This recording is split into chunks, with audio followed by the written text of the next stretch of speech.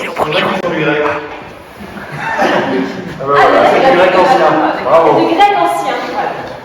Donc, nous sommes quartettistes. Quartettiste, ça veut dire qu'on travaille à 4. Et notre formation, le quatuor, c'est notre métier. Donc, on va vous faire découvrir ça. Et on a eu l'idée, il y a 2 ans, de créer un festival qui s'appelle le Festival Mélopée à Josselin, parce que je suis d'origine josselinaise. Belen et bretonne aussi, donc on avait envie de s'ancrer ici. Et donc on a fait un premier festival en août dernier, vous étiez sûrement en vacances.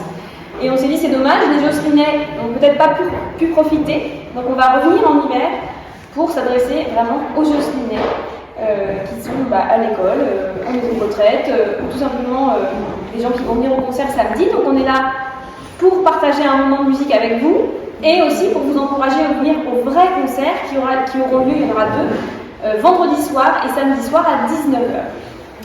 Voilà, donc on va commencer en musique. On s'est dit, le matin, il faut mettre un petit peu de pêche à tout le monde.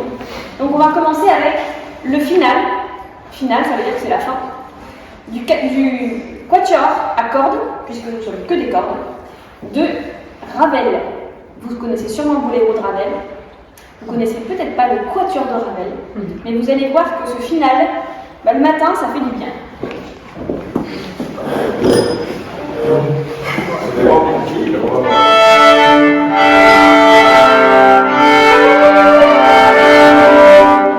Si on n'est pas bien réveillé, on leur montre tout de suite.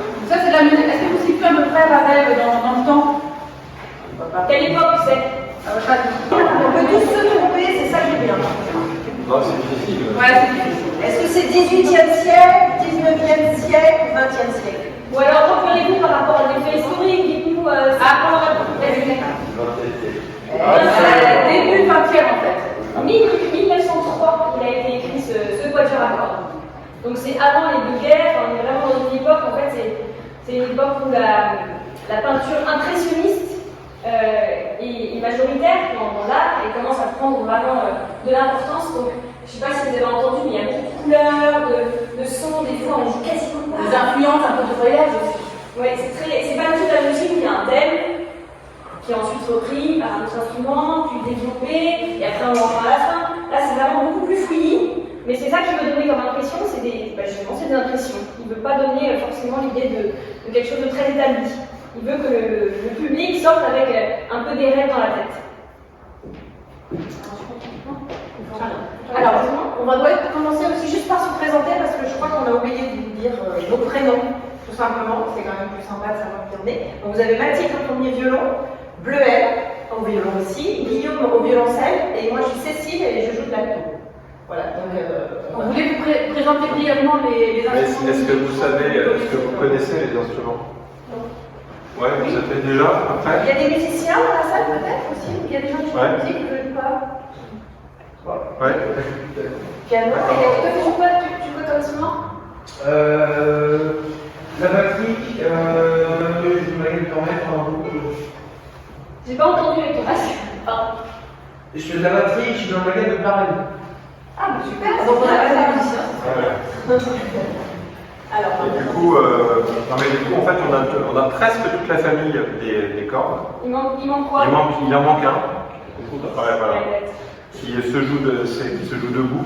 Enfin non, on est presque toute la famille des cordes frottées, parce que les cordes, Oui, les cordes frottées. Et donc on a les 2 violons. Même si vous voyez que ce sont 2 violons différents, parce que c'est pas la même époque. C'est pas la même époque, le même luthier, mais c'est la même taille. Par contre, l'alto, vous voyez quand même qu'il est pas mal plus grand.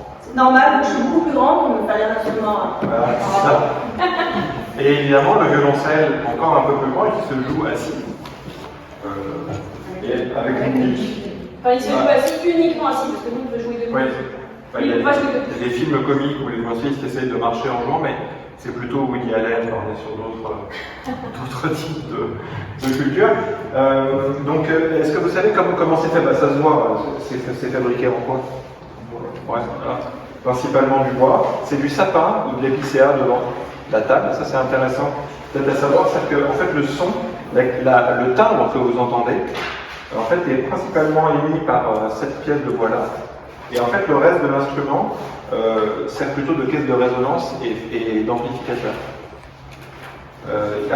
C'est un système assez simple, on le voit bien sur le violoncelle, mais le chevalet n'est pas verni, il est blanc. Donc c'est une pièce de bois sur laquelle on n'a rien fait. On l'a juste taillée et on l'a posée, parce qu'en fait elle n'est pas collée, elle est en équilibre, elle est sous pression des cordes.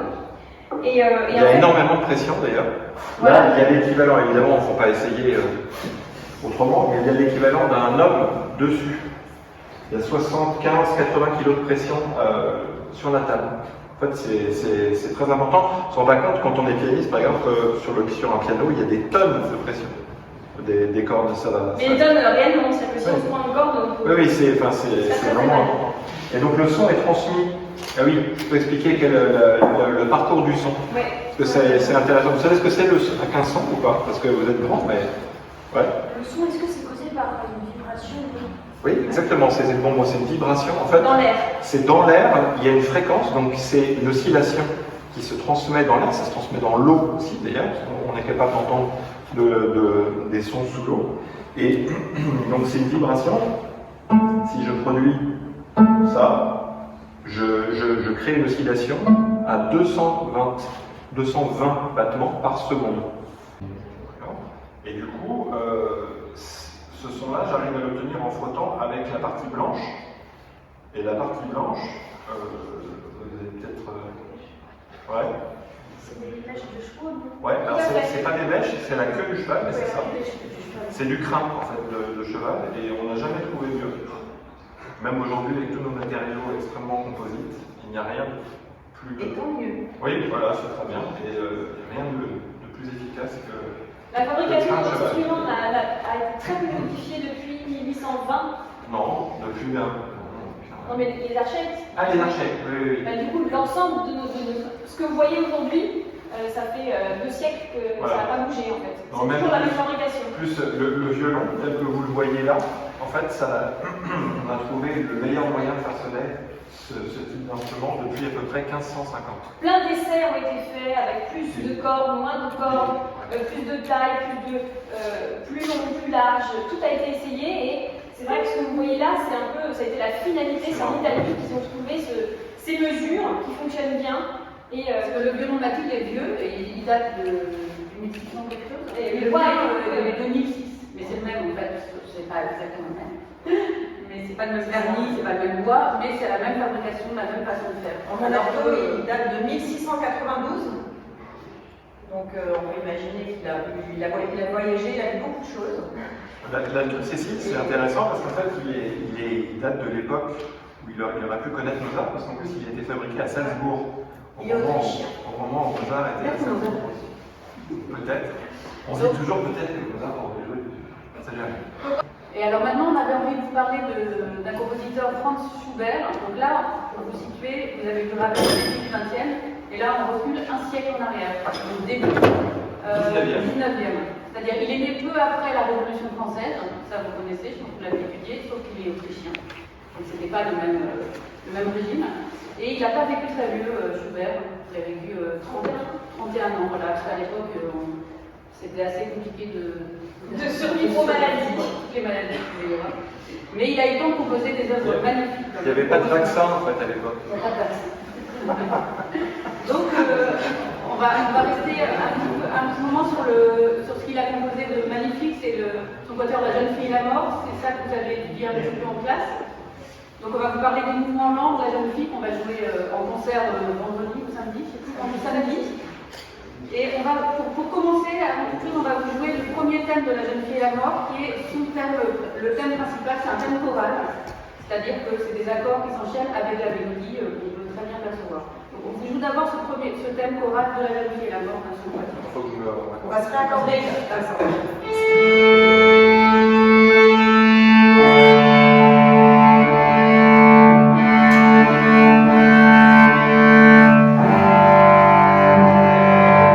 D'ailleurs, l'expression s'accorder, vous comprenez d'où ça vient, non? De corps, accorder, et c'est un mot qu'on utilise tout le temps.